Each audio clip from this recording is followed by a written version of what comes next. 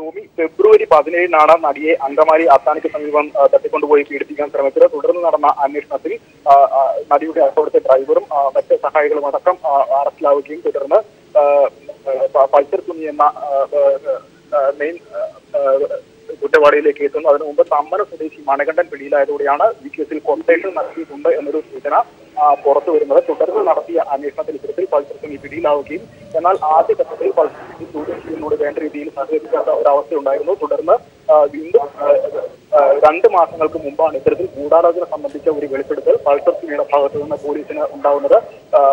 ഈ ഒരു വെളിപ്പെടുത്തൽ തന്നെയാണ് അന്വേഷണത്തിൽ ഏറ്റവും തീർച്ചയായിട്ടും ഇപ്പോൾ ജസ്റ്റിസിന്റെ കൂടെയാണ്. ജസ്റ്റിസിന് വേണ്ടി ഞങ്ങൾ ഫൈറ്റ് ചെയ്യും. അതുമാത്രമല്ല, പോലീസ് ഇൻവെസ്റ്റിഗേഷനിൽ എല്ലാ രീതിയിലുള്ള വിശ്വാസ്യത ഉണ്ടായിരുന്നു.